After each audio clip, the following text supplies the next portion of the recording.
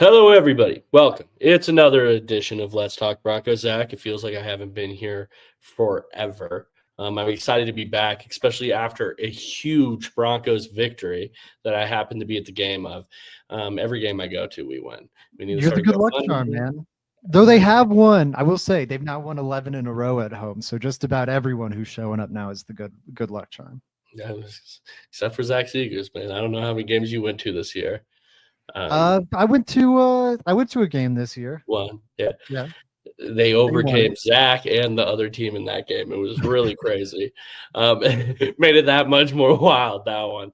But Zach, how are you doing today? Are you feeling excited, stoked? Tell me all the feelings after that Broncos dub. I'm tremendously excited. I think the national opinion of Bo Nix and all that isn't the end all be all, but it's nice to hear everyone else seeing what I think Broncos country's been seeing for like at least a month now. Really all season in terms of the team being legit, but over the last month or so with Bo Nix kind of turning somewhat of a corner. And the most important bit is seeing it for yourself, like that performance against that defense that from a perspective of pass rush or the type of coverages they play or anything else, like they are a defense that should give Bo a lot of trouble, and he instead turns around and it's his best performance of his career in like one of the biggest spots of his career. And the team as a whole looked good. Like I think the defense was concerning in the first half. Second half they were outstanding.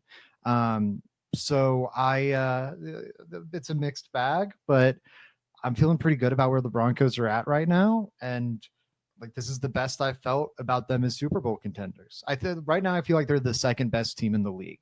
The Rams feel number one for me by a good margin, but I feel like the Broncos are maybe ahead of the Seahawks now. I think they're definitely the best team in the AFC right now. And that's something I couldn't say all season. Where are you at? I was on the post-game show though, Joey. I need to hear where you're at and what it was like in the stadium. Stadium was crazy. I got to give credit to Packers fans. These guys travel, man. I was surrounded by these people. I do also have to say, to not give them credit, these guys would not sit down. I had the aisle seat in this thing. How many times I had to stand up so that they could go walk around in the middle? It would be like fourth down, big play. Packers fans trying to get up and want to do something. That's where I won't give them credit. They travel. I don't know how big of a football fan some of had to get up for a million different beer breaks. Classic Green Bay fans. These Green Bay guys were ridiculous with it, man. They would be big down. I'm like trying to dodge people, trying to get a good view. It was ridiculous. But I will say Broncos fans were losing their mind that whole game. We got some "Go Pack Go" chants in there, immediately booed out of the stadium type things, which was amazing to see. I don't want us to be friendly when these people start doing that type of stuff. If they're going to start the chant in our stadium, we need to quickly boo that out of there. I don't want to be nice. I don't want any of that. It's a respect thing. It's like you don't want to hear that. I think the big thing is if people can hear it on TV, you don't want to hear a "Go Pack Go" chant in Mile High audible over the TV. It's like against the Raiders 2 weeks ago when you could hear everyone cheering for the Broncos all game long in that stadium. It's a little embarrassing. Absolutely. But I mean, every big down, the Packers were like third downs, Broncos fans going crazy. It was definitely playoff atmosphere in there from a fan's perspective. I think probably the most packed I've seen that stadium too for a bit. And I go to quite a few games every year. I think they did that sign. Awesome. There were like 500 no-shows or something like that, which is very low for a game considering how many people had tickets in there. So it was a super, super great game to go to live. And I know everyone that went there would say the same. The only issue would be how many Packers fans we were all surrounded by. These guys were everywhere. But no, the game is in general, man, it's hard not to be excited for the Broncos, Zach. It is really hard not to be excited for the Broncos. And we're going to get more into this Packers game, get in the nitty-gritty of it. But let's hit on some of the news before we get into that, Zach. Not as great of news. Brandon Jones looks like he's out for the season. They put him on IR, right, Zach? PJ Locke played in that game. I thought he played pretty well in the game. How devastating of a loss is that for the Broncos? And then do you think that PJ Locke could step up and fill that role, or do you think they're going to have to look outside to do that? I think PJ Locke's their best option now, and I think PJ Locke can step up and fill that role. He was good for much of last season, honestly. Like down the stretch, it kind of started to crumble. I do have some worries about that. Like, was the late season crumble something that teams found on tape only just partway through the season, and so that's why it was only exploited down the stretch? And do we see, like in the playoffs, the game plans become much more matchup specific? Is that something we see in January, February, opponents take advantage of? Like at that point I get a little more worried about it. But I like PJ Locke has filled in as a starter for long stretches for the Broncos before, not just last season. And he's been fine all throughout that time. Like there is a lot of good reason why the Broncos decided to just run it back with PJ Locke as their week 1 starter last year. Like he had proven seemingly that he was up to that task. Now, last year, it looked like he was a notch below that, but I don't think we're talking about a guy who is way below like the level of being a starting safety. I think there are teams in the NFL PJ Locke could be starting for. I don't think he's like, no doubt this is a guy outside the top 64 safeties in the league. I bet he's probably somewhere between like 55 and 65. If he's your starter, that's maybe, I don't even know if he's that low, honestly. I think it's just like, if he's your backup, you're in an amazing position. If he's starting for you, he's a below average starter. But it's not to the extent, in my opinion, because I think this is probably where the direction is going to go. It's not to the extent, in my opinion, where you need to do something like bring in Justin Simmons. Justin Simmons is a Broncos legend. Got us through a lot of lean years where he was like a top 5 player on this team. Definitely a season or two where he was the best player on this team. And rooting for his all-pro candidacy or whatever was kind of what Broncos country had. He's a great dude too. Like nothing against him. He was rough for 2 years ago. He was not that great for the Broncos. Last year, he was a problem for the Falcons, just like on the field. And you listen to Vance Joseph's interview with, who was that with, Joey? Do you remember? It was the one during the bye week. I don't know why I'm spacing. I'm forgetting. It wasn't Traeger. It was Schrager. It was Schrager. Okay. Yeah, thank you. I was just going down my Rolodex of Sean Payton guys. But in that interview with Schrager, he made it very clear that they got rid of some lockers in the leader room. It seemed very clearly he was talking about Simmons, in my opinion. I like it. I thought the same. And although these players were good players, it was ultimately like beneficial for the team culture in the locker room because they just needed to like clean things out and get everyone rowing the same direction. Yeah. And like we know for a fact, just based on public reporting, under Fangio, for example, Simmons wasn't always rowing in the same direction. Or even Sean Payton. I think we have that information. Yeah, let's just connect some dots. Sua Cravens, who is he getting his information from? I don't feel like I'm breaking news talking about this. It's a fair assumption, and point being, like the culture's been better without him, and that's not to say he was like a problem with the culture before. He was clearly one of like the good things about the culture.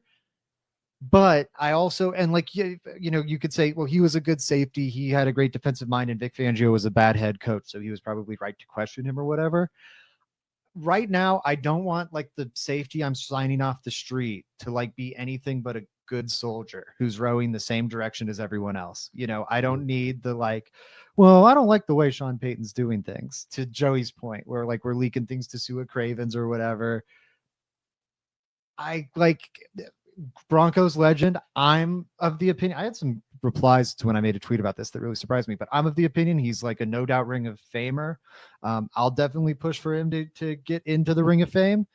But it's an interesting conversation for the off season, Zach. I don't know. Yeah. I'm gonna have to think. Like you'd have to look at the history, but I think you go like a decade almost with the team, couple of all pros in there. I think that's probably a bar that everyone else who clears that bar is probably in the Ring of Fame. I could be wrong. I agree.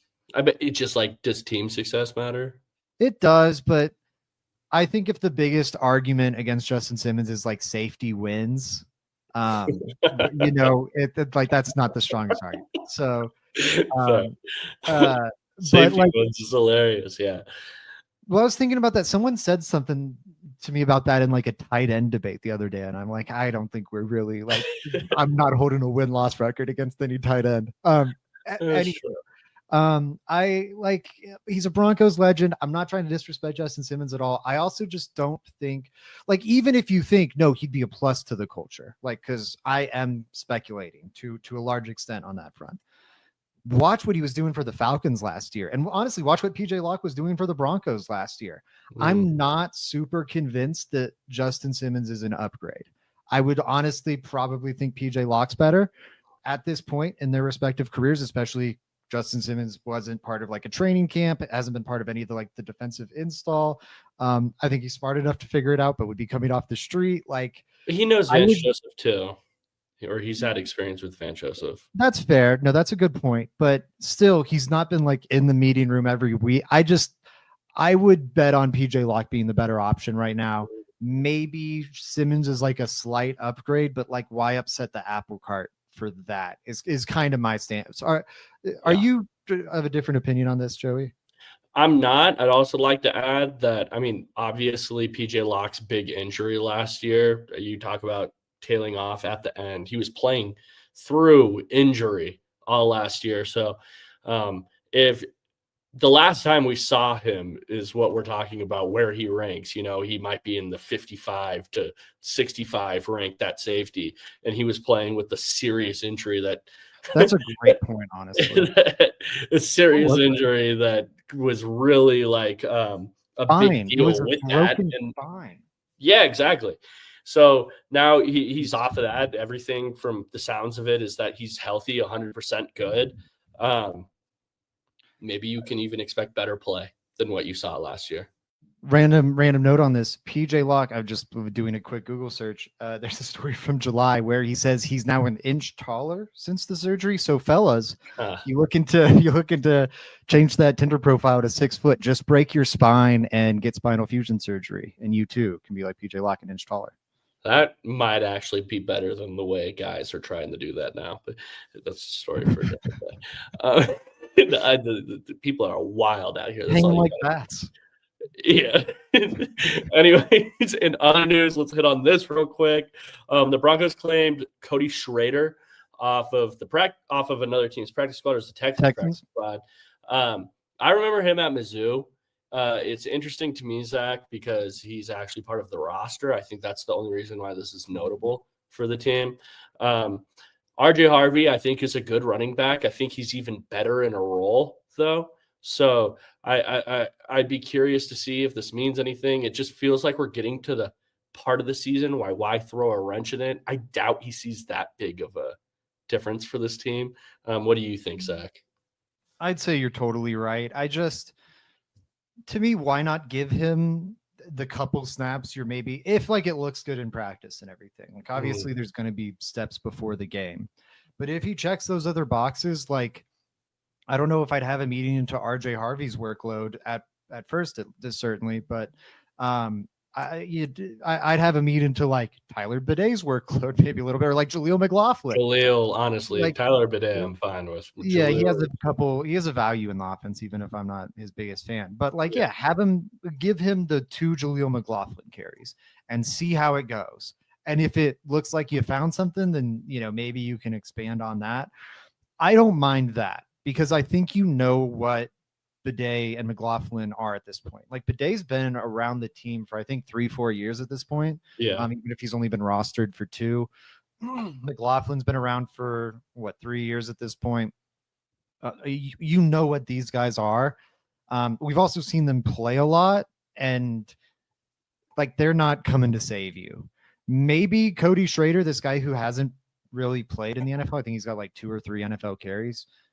Maybe he is something. I don't think he is. I think that's like a very low percentage chance that like this is a hit that salvages the running back room until like J.K. Dobbins returns in like the Super Bowl or AFC Championship or whatever.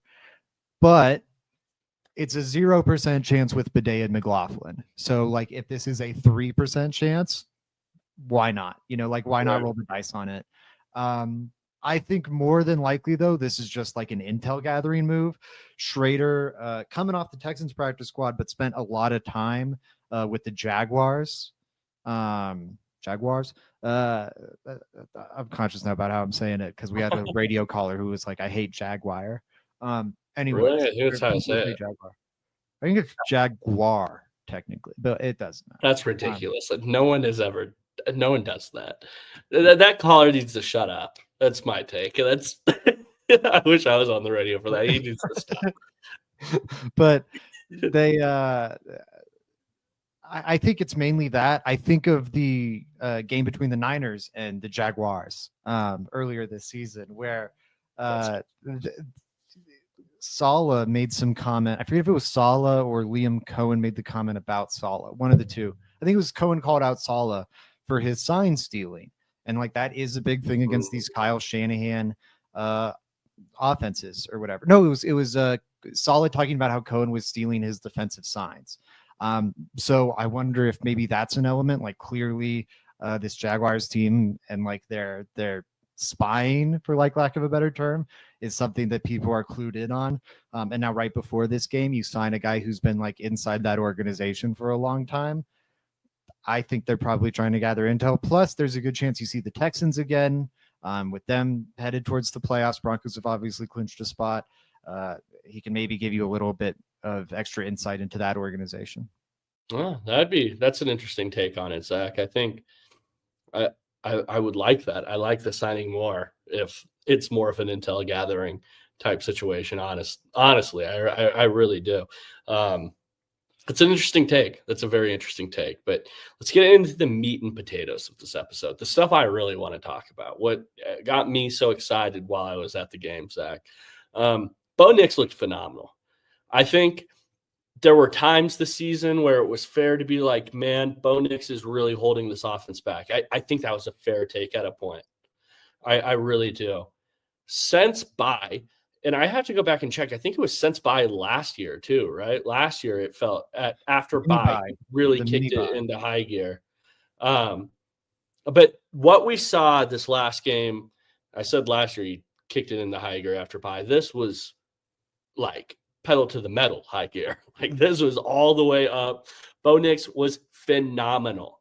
I just have to give a lot of credit to him. He was playing so confident in that game. I think of that post on that scissors concept they ran. They motioned Franklin across the field, and then I think it was Franklin across the field, right? And then they ran the scissors concept, which is pretty much just post corner, right? You have a guy running a post, you have a guy running a corner. Like scissors. Yep. And then it was against a cover 2 defense. What happens against a cover 2 defense? The middle of the field's open. Your two safeties are splitting out. But the way that all got set up, that throw really wasn't open. Like it really wasn't set up the way you wanted it to. Like, yes, the safety got pulled out from the corner. Some things it got a little open, but that middle linebacker on that play got great depth. Everything it was in place there for the defense, where I think a normal quarterback would be looking at that throw like, man, okay, let me redirect my focus somewhere else. Let me see if I could scramble and make something happen out of this. Bo Nix played with, say all that to say, Bo Nix threw that. It was a dime. He was playing with an irrational, different type of confidence that I'm not sure I've seen him play with before, Zach. It was awesome to see. I fully agree. I think the one area where I differ is like it wasn't open for where Bo Nix has been for so much of his career, and where I think to your point, to where like a normal quarterback is, whatever, like mid-tier starter. But to be like a plus starter, which I really like, Bo Nix hasn't been, in my opinion. He's not elevating the offense. He's a part of it. He's operating the offense. I think, up until that Packers game, and there's been like flashes here or there, but up until that Packers game, generally he was operating the offense, or like that was really, like, in my opinion, kind of the height of what he did. I don't think there were many times where he was lifting it above the sum of its parts. And in that Packers game, I think he absolutely was. Like, that was a high level throw. that like a Matt Stafford makes or a Yeah. Mahomes makes or a Herbert makes Or Jordan Love. We saw him or make some. Jordan Love. Yeah.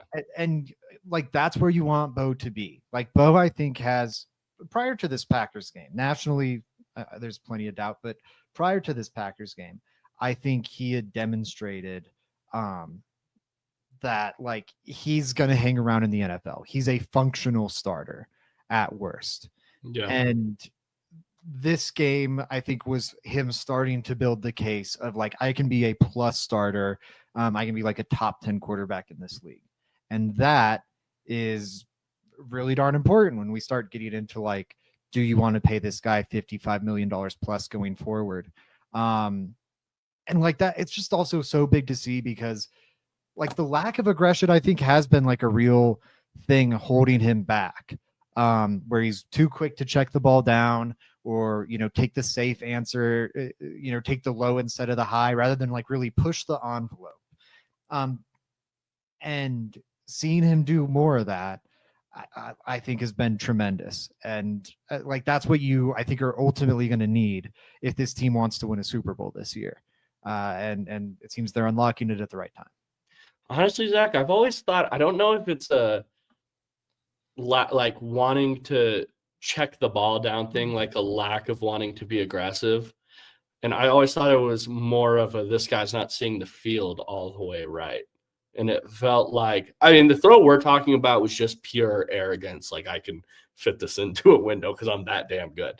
But I think just on a general note, I've always thought that the check down thing was just because he's not seeing the field. Right. I don't know. Do you feel that way? That's what I felt. I felt like I was seeing him miss. Like he was looking at the guy open, it felt like, but it's like, I'm not seeing it right. Throw it check down. I think there's been a lot of 3rd and 10s this year. Like you talk about, I was getting this in my replies even after this game because I was highlighting a great Sean Payton play call. And I'm like, yeah, this is why you don't take away play calling duties and give them to Davis Webb.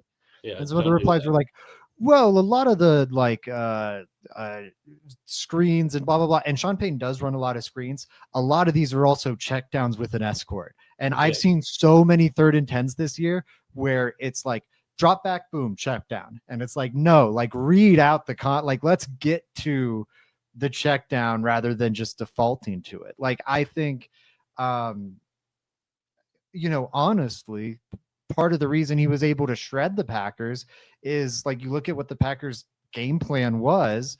A lot of times they had Micah Parsons going to like blow up whatever screen or whatever like check down the Broncos were trying to set up. Like they kind of deployed him as a spy in that kind of unique sense. And it was a good strategy. Like you should have had the PI on Evan Ingram, but that's like the most obvious, blatant example of him kind of being deployed in that manner.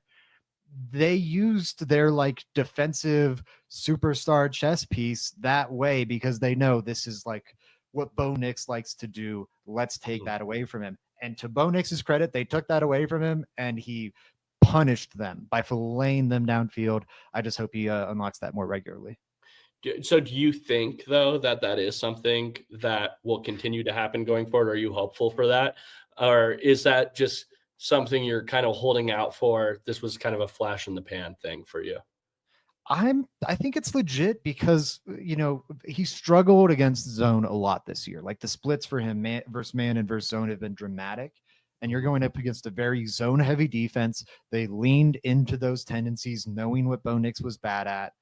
Like this is a game. They took away his like safety blanket with those checkdowns, and he shredded them. Like I think, and then you look at the Raiders 2 weeks ago. The Raiders gave him all the checkdowns, and he was happy to take them all day long and just like, you know, not to say it was just checkdowns or whatever, but like that was a much more underneath game plan. He took what the defense was giving to him. This week it was different, and it feels like a quarterback building and like growing. And I think it's been like a month now. And this was like I don't even want to say like the peak of it, because, you know, who knows, maybe he'll keep climbing, but this is like the highest it's reached so far. But I think you can go back to like the Cowboys game. Like the Cowboys game from him was excellent. The next week he plays the Texans defense. The week after that, it's the short week against the Raiders, and that's ugly. But then you get the Chiefs game where he was awesome, the Commanders game where he was awesome, the Raiders game where he was awesome, and now the Packers game that he was awesome. And I can excuse the Texans game because it's the Texans, and I can excuse the Raiders game to an extent with it being a short week. That one's admittedly a lot harder to excuse. But say whatever, he's a young quarterback who had a bad game. He's a bad quarterback. That's young. Yeah, I was at that. I meant he's a young quarterback that had a bad game, right? That's also fine. But we're talking about a like 7 game stretch now, where he's been nails, and then like 2 of them he hasn't been. But that comes against an elite defense and then like a short week. And I don't know, it does seem like he's turning a bit of a corner to me. Are you in that same opinion, Joey? I am. I'm not going to sit there and hold him to this Packer standard every time. That's what No. Like, I know you aren't either. I'm just prefacing with that. Like, I don't think that would be fair for anybody to do. Right. And Allen doesn't need to score 4 touchdowns a week, but it should look like good quarterbacking every week. Yeah, I guess. And that's what I want to see from Bo. I'm not expecting him to 300 yards, 4 touchdowns, 0 INTs. Like, he got away with a couple passes, but I think that's good. Like, push that envelope, and that way when you make a mistake or whatever, you can live with it because you're making like 9 great plays on those gambles to the 1 bad one. And yeah, I don't like the results are going to vary, but like if the process looks like this consistently, I'm going to be very happy. Oh my God. Yes, I will too. I definitely will. Something I want to highlight too, because I don't feel like this player has gotten his just due this year. In past years, he has. But another guy that looked ridiculous this last week was Courtland Sutton to me. And I feel like we've all been saying, and I again think this has been a fair thing, and I think even going past the season, it's going to be a fair thing. But for this last game, in particular, Courtland Sutton looked like a real wide receiver 1. Not just in that I was looking at his stats and being like, oh man, Courtland Sutton had a hell of a game, so now I'm going to call him a wide receiver 1. No, in that he was consistently winning his one-on-one matchups, and the one where it's just quarterback, I have a one-on-one with my best wide receiver here. I'm going to take it, and I'm trusting him to beat the player. Courtland made Bo's life easy on some of these things. Just for how bad he was beating these guys off the line of scrimmage. Like, he was destroying them.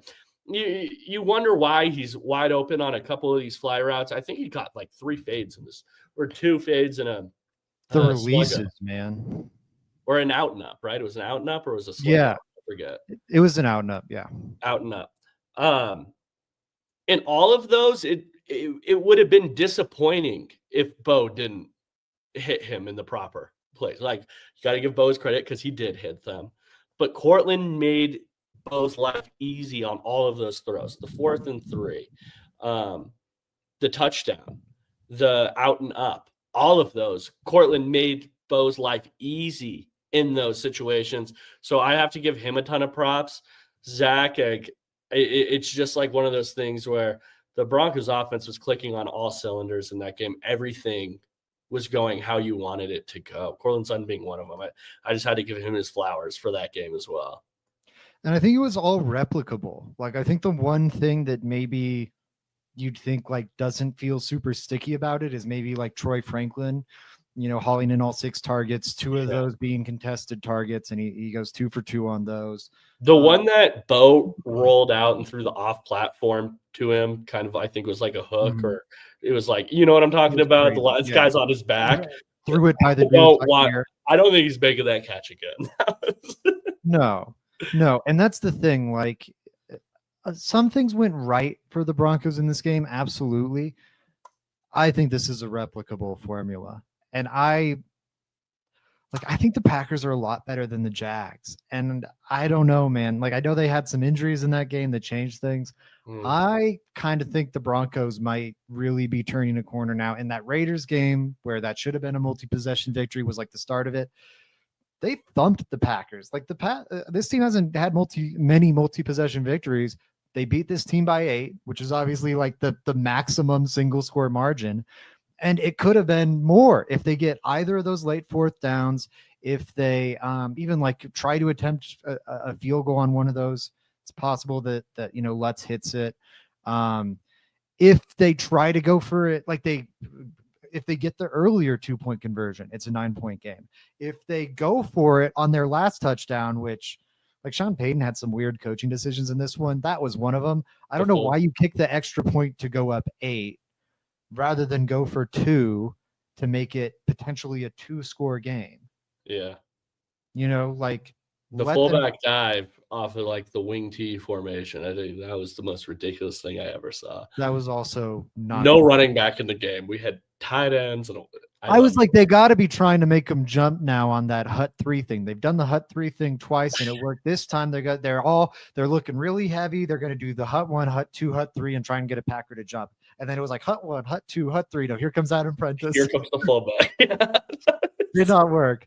So there's some questionable decisions in there, but overall I'm really pleased with it. I agree with you.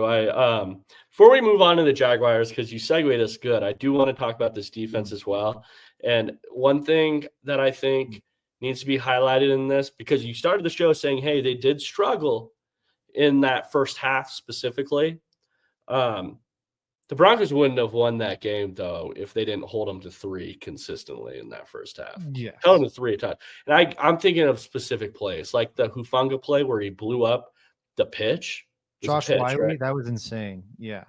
That was ridiculous. Taking out the running back and the blocker all in one play, because that play had wheels if it wasn't for Hufanga on that. That play really had some runway there. Blew it up, forced to take a field goal. Like, if they didn't, that first half could have got out of control if it wasn't for the defense really staying strong in that first half when they needed to. So I have to give them credit in that department. I think the red zone defense was, like, outside of Bo Nix playing the game of his life up to this point, the defense in the red zone was the key to this game. Packers came in with the second best red zone offense. Broncos came in with the best red zone defense. Broncos red zone defense handedly won that battle. Packers scored on just one of their 4 red zone possessions, or scored a touchdown, on just one of their 4 red zone possessions. That would make them one of the worst, if not the worst, red zone offense in the league this season. And again, overall, they're the second best. So this Broncos defense made an elite red zone offense look downright terrible. Second best in what?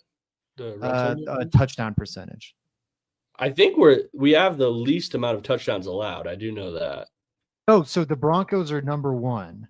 Yeah. The Packers are the number 2 red zone offense. God. Oh, wow. Yeah. That's crazy. So they're not anymore. They've dropped all the way to 7th after this game. But yeah, so last, just to put into perspective, is the Saints, who are scoring a touchdown on just 43% of their red zone tries this year.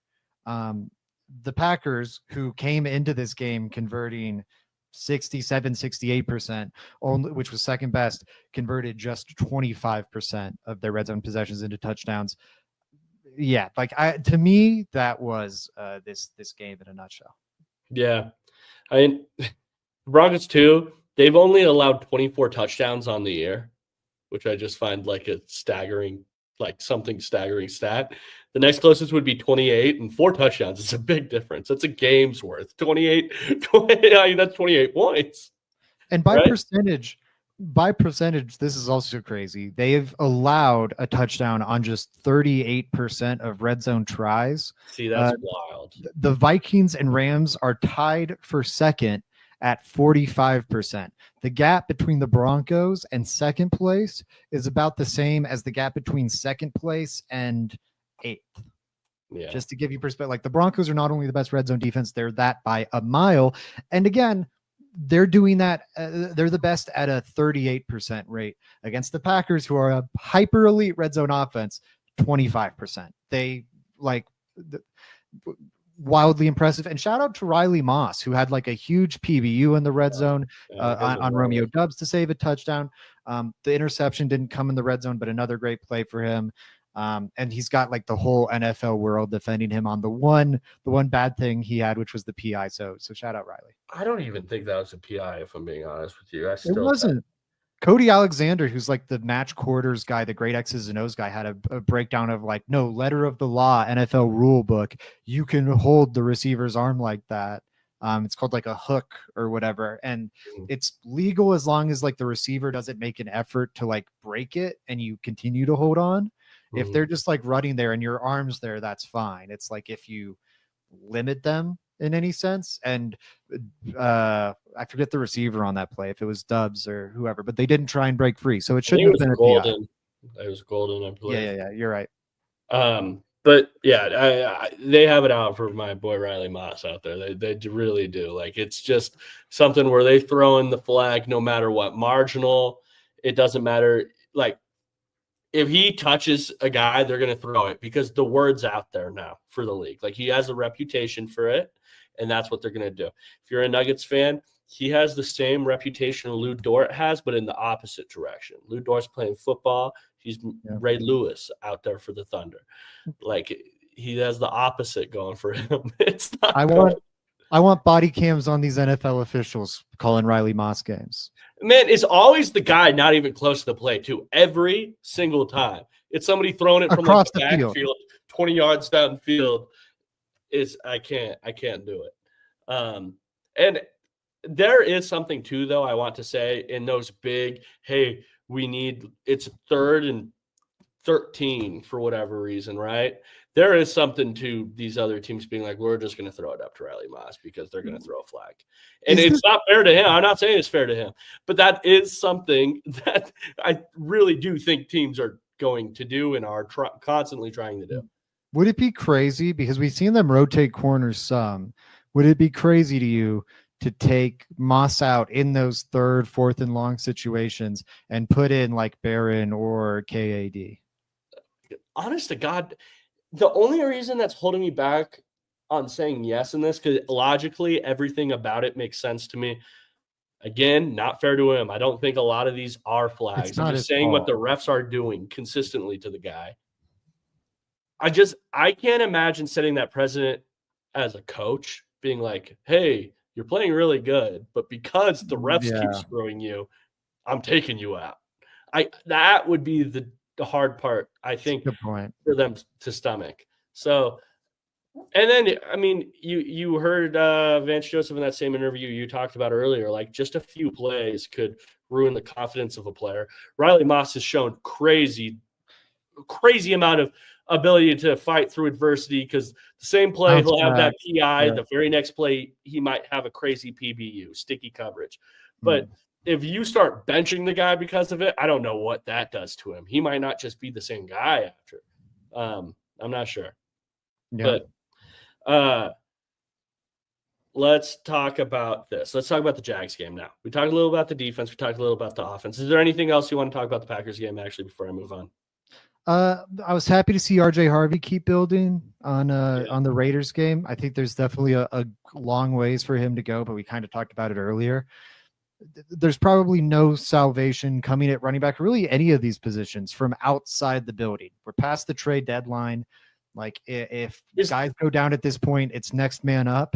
And Harvey had a really rough start to the next man up thing. These last 2 weeks are like a good step in the right direction, and I hope he keeps building on it. Do you remember when were they saying Dobbins might be back? When that first happened, I remember that was the thing. Oh, you could come back at some point in the playoffs. The only date I've heard was like Super Bowl. Okay, well, and I think now that was very early when it was like not even clear that the Broncos were definitely. I mean, I guess it looked pretty likely they were making the playoffs, but we weren't super having the 1 seed conversation at that point and all that. I think, like, I don't have any reporting here, but they didn't want to, I think there's a chance he's back before the Super Bowl. Like, I don't know. What are the odds? I guess it might be like it perfectly times up that like yes, February 14th is the day you can restart, and not like February 1st. Like, I don't think it's the craziest thing that he could be back for the championship game. Maybe it really won't be till the Super Bowl. Maybe it won't be at all. I think anything's possible. We will not see him before the playoffs. At that point, nothing would surprise me. Literally from the spectrum of he suits up, like divisional round weekend, to he doesn't play even after the Broncos reach the Super Bowl. Like, I think anything in that range is possible. Fair enough. I think it's just something I remember them talking about at the time, and I didn't know. So thank you for remembering, Zach. So moving on to the Jaguars game here. So you were saying that you think this last game was tougher for the Broncos than the Jags are, or the Packers are better than the Jags. Yes. So I'm hearing that you think the Broncos have good shots in this one, and I want to know why. What are your keys to victory in this? Man, Bo, keep playing well. Like, I think the biggest key to me is like defense revert to form, because like Trevor Lawrence is on a bit of a heater. These last 3 weeks have looked great. These last 2 in particular, Bo Nix might be coming off the best game of his career. Trevor Lawrence might be coming off the best game of his career. And it's against like a hapless Jets defense, but still, he was nails last week. And Liam Cohen, like that offense, they've gotten a few months to install everything. It's starting to click. They're not having as many like unforced mental errors. The run game's good. They're using their skill position weapons in the right way with Jacoby Myers and Brian Thomas, and Brenton Strange has been breaking out for them. I think like this is just going to be a good test for the defense. Like Cohen knows how to, off this McVay tree, like LaFleur, like Shanahan, like any of these guys, he knows how to create good looks for his quarterback, good looks for his offense. And this offense has been clicking. It's going to be a great test for the defense. I want to see the defense bounce back and not, give up 5 straight scoring drives to start or whatever. I don't think you want to keep putting that burden on Bo. And then on the other side of things, I really think like, yes, I want to see RJ Harvey keep developing and taking steps forward. This has been a passing first offense for like a month now. And I want to see them keep building on that. I want to see another Sutton. I want to see another great Sutton game. I want to see another great Troy Franklin game. I want to see Pat Bryant bounce back well if he's back in this game. And of course, above all else, just Bo Nix keep dealing. I think both of those things are pretty likely. Like this Jags defense is good, but it's definitely not great. They've been takeaway reliant. This is definitely a game where Bo needs to protect the ball. But if he does that, I think the Broncos should win this one. So what are the biggest strengths in your opinion for the Jaguars? Like what are you most worried about on the flip side of it? Oh man, that's a good question. I think like it's a really good matchup for the Broncos. Like what scares me most with the Jaguars is I think their offensive coaching is great with Cohen. Like they're going to be set up well, like they're going to be put into positions to succeed. Yeah. Vance Joseph is a damn good defensive coach, and we've seen him adjust well all season long, like first half to second half. It is funny, though. This last week, it felt like the adjustment was doing something that he usually wouldn't do in the first half, and then him kind of getting more to what he would do in the second half. But I think that was good, like showing that malleability. It made like the theory of, hey, let's open up with a lot of zone against this Packers offense, like made sense because they've torched man this year and they've struggled against zone, relatively speaking. And to his credit, he realized the game plan wasn't working. He pivoted and the Broncos defense was flawless from like that point on. Now Christian Watson exiting the game probably helped that. The Jaguars have someone similar to Christian Watson with Brian Thomas Jr. And like people I know are aware of his like early season struggles. Over the last month or so, he's been really good for them and will threaten this defense. But like, as I talk through it, I just think the Broncos are a great matchup for the Jags. Like this defense is pretty limited. They don't have a dude like Trayvon Walker, Josh Allen. But the Broncos have played plenty of better edge rushers and even edge rushing tandems than that. They're just turnover reliant. The Broncos do a great job at avoiding, the sacks, turnovers, those like really costly mistakes.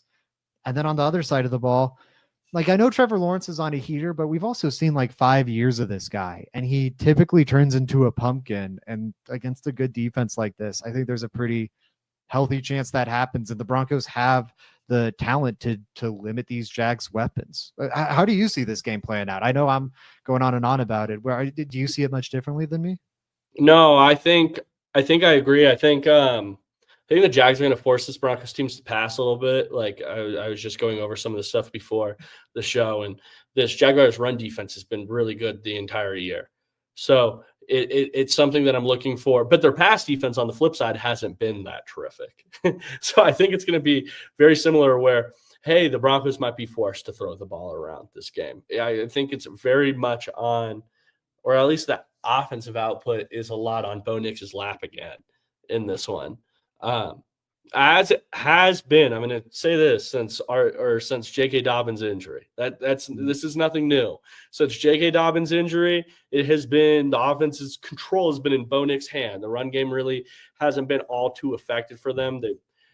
Zach, correct me if I'm wrong, but I think the Broncos' success rate has been good, but I don't know if they've had many of the explosives J.K. Dobbins was making so much of every run, right? Yeah. Generally speaking, since Dobbins went out, it's been way down, and they still run game success rate and explosive runs everything. Okay. Now, over the last 3 weeks, I think what you might be referencing is the stat I tweeted out. RJ Harvey, just him, because I think the McLaughlin and Bidet of it all is still deflating it.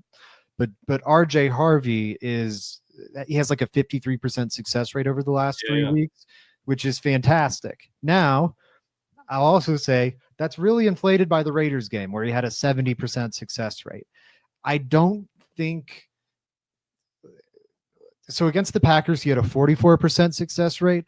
That's above average relative to what the Packers have given up to running backs all year long. Mm-hmm. It's well above what Harvey's season-long average is. So, it's a good step in the right direction. It's a above average performance against the Packers defense, but still, not outstanding. 44%, 42% against the Commanders was harder to justify, but still a step up on Harvey's season-long average. So these last 3 weeks, he has been improving, but it's still not quite where you want it to be. And then the explosive runs are also really lacking. That's a big problem because Harvey, you're not surprised by the meh success rate. You were supposed to have the explosives to make up for that, and they haven't been here. So that's one thing that I found interesting about this RJ Harvey experience so far. I don't really see many negative plays coming from RJ Harvey, but I'm also not seeing the explosives. I'm not seeing the broken tackles, for example. I don't know if you have that stat too, but I'm not seeing a higher amount of broken tackles than I would my average running back from RJ Harvey. It feels like he's falling forward. It feels like he's not having many negatives, but on these runs, is not a lot of things are popping off. He's not making that unblocked man miss so that he can get those wheels turning and get upfield. I think that's what I'm talking about when I'm saying that I think he's better in a role too. I like him more in space. I think as a receiver, he's a really good pass catcher for this Broncos offense. That's been a danger this entire season. I'm just not seeing him making people miss the unblocked man where, that what was potentially a 3 or 4 yard gain turned into a 20 because RJ made something happen. Yeah, he has 16 missed tackles forced, which, isn't a ton.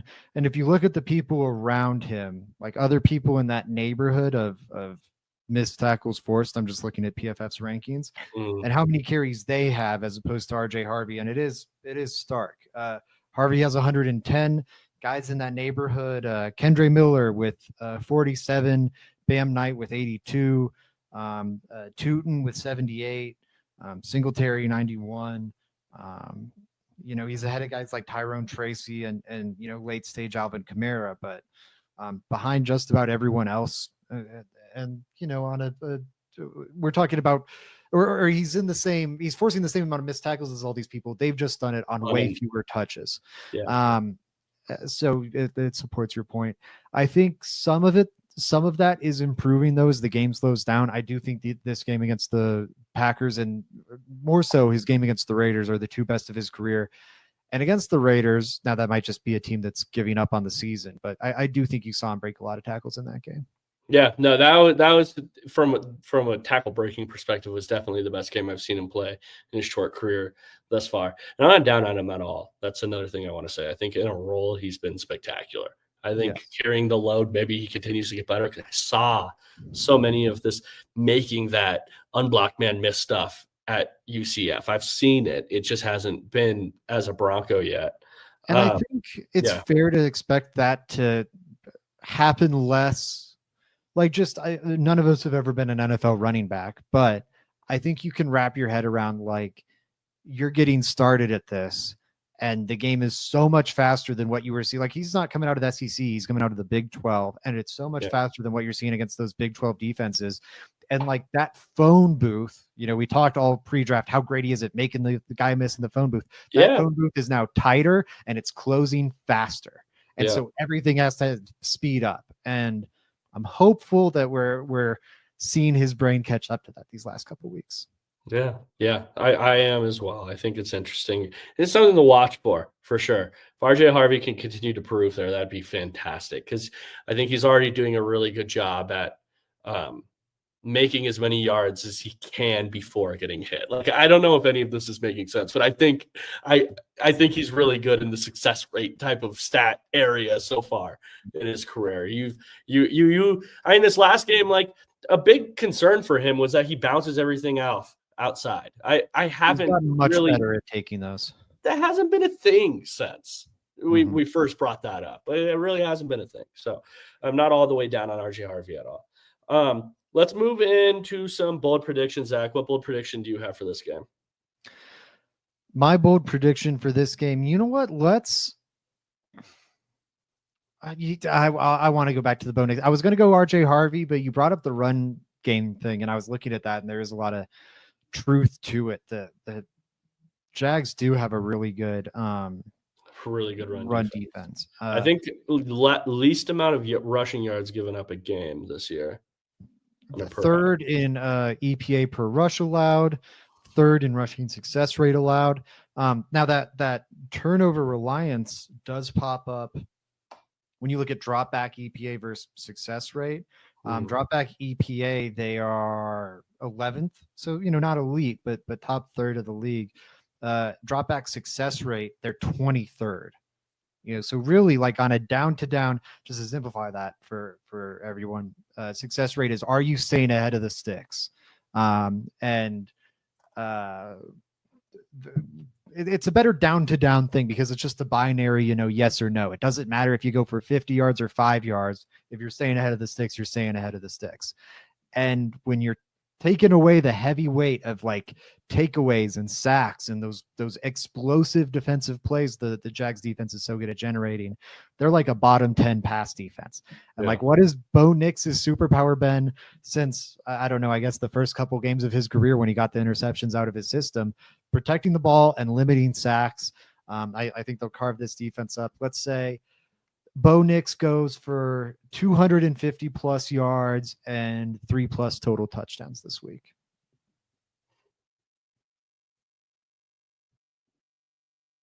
Yeah, I don't think that's bold enough for me, Zach. I agree with you. I'm not taking you up on that. Really? You're not let me see what he's done this year. How many times has he gone over 250 this year? I mean, I just seen him go for 300 against the Packers. That's my issue. And this Jags pass defense is substantially worse than the Packers. But that doesn't mean he's going to go for 300 every week. He's on a bit of a. I'll say he goes for 300. He got 295 against the Chiefs, 321 against the Commanders. Though granted, that's helped by that OT drive where he got like 75 passing yards or whatever, and then 302 against the Packers. So really, he barely got over 300 one time. What if I say 275, 3 touchdowns? My only thing why I'm also not. Why I think it for me to take it. Now I won't take it at 275. If you want to stay at 275, I'm not going to give you a hard time about it this episode for whatever reason. I'm feeling gracious. Is because I really do feel strongly that if the run game's not there, they're going to be forced to pass. And everything that this Jags defense has shown you is that the run defense is what's the backbone of this defense. I think their pass defense is what the issue is.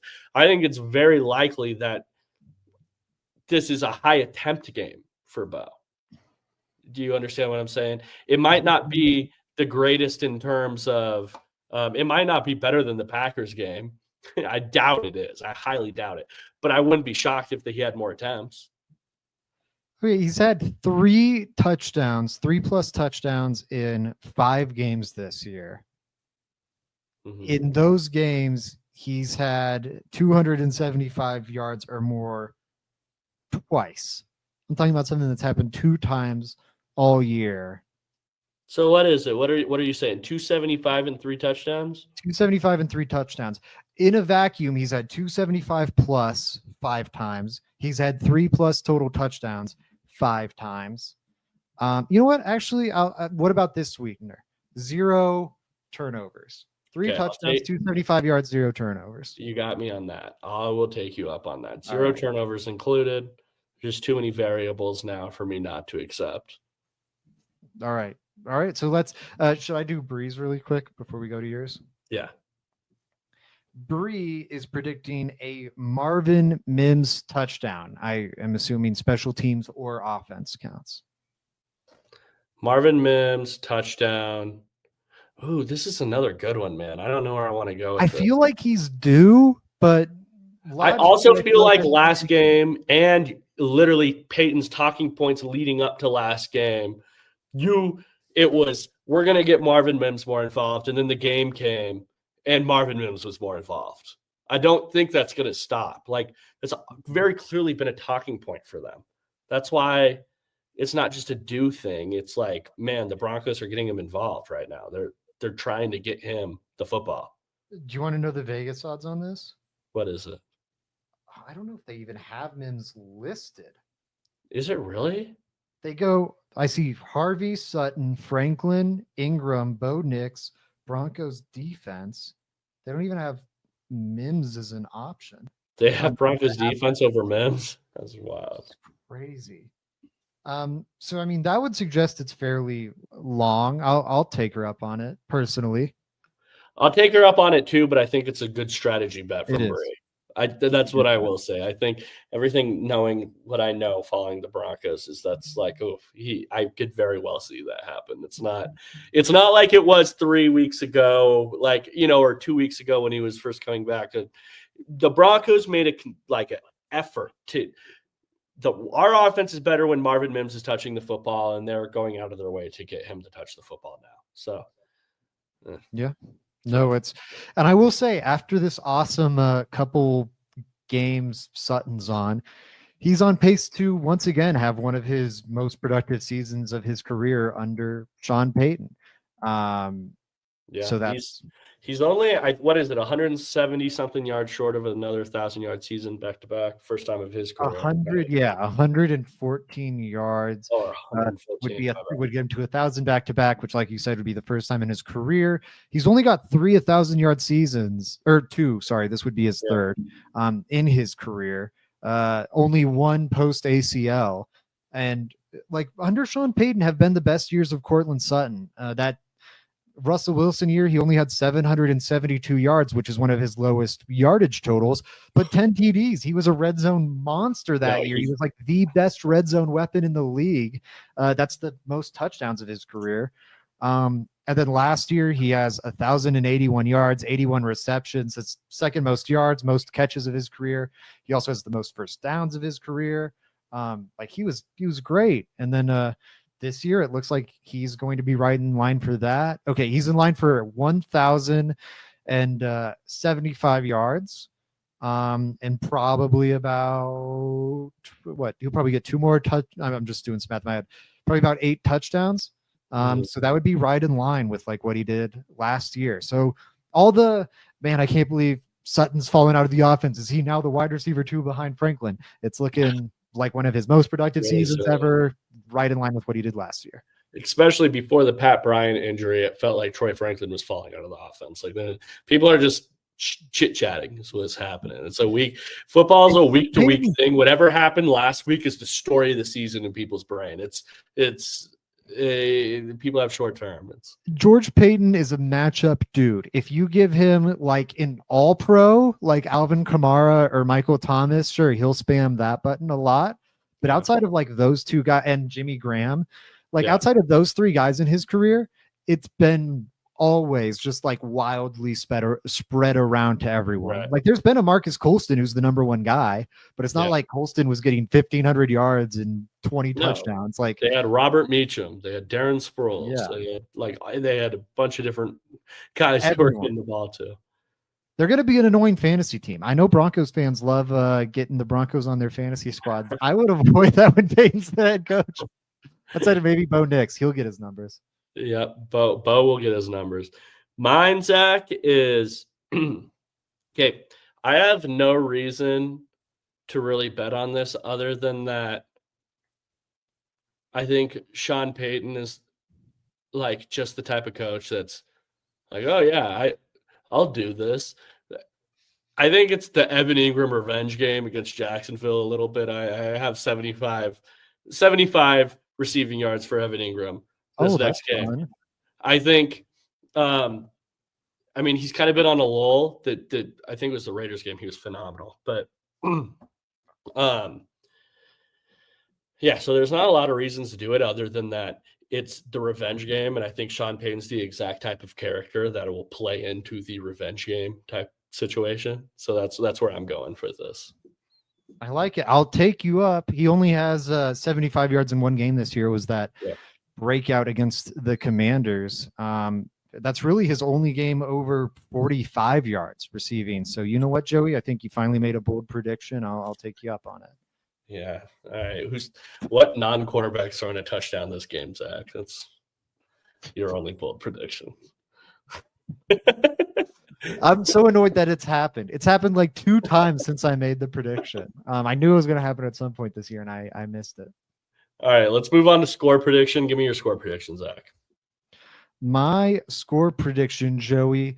I'm gonna put my money where my mouth is. I said the Broncos, I think, open this one up a little bit. I do think that Jaguars offense is legit, though. I'm gonna say 31. No, I'm changing it. 34-24. Gosh, no, I'm going with my original one. 31-20. 31-20 feels right to me. 31-20 Broncos. 31-20 Broncos. So you think it's a high-scoring football game here? I think the Broncos score well. I think the Jags will move the ball and put up enough points to be respectable. I think the Broncos get a multiple possession victory, though.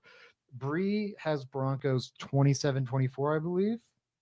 Yes, 27-24 Broncos. Okay, fair enough. I'm going to go 28-21 Broncos is where I have this going. 28-21 Broncos. So we're all pretty in a similar ballpark. Yeah, I mean, we have, kind of.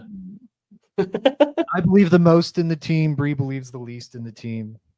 Pretty usual. That's what happens on the show. Zach and I are the positive figures of the show. Bree is not. Nothing out of the ordinary here, Zach. She's very negative. That's why she always wears black all the time. Big Raiders fan, big Tom Brady fan.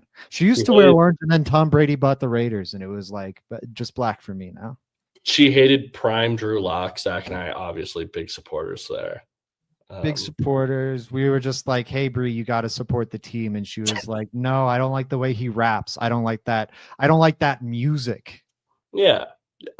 That's what she said. She was, and it wasn't just what she said, it was how she said it. She said it in a way that felt problematic. She didn't say anything bad, but the way she said that music, it didn't feel right to me. No, like she held on to the T. It was not good. I remember that day. Anyways, everybody, obviously joking there, but we're joking. Absolutely. We were the Drew Lock haters on the show. What we both weren't holding on to any tea though. It didn't do that. But everybody, until next time, go Broncos. Go Broncos.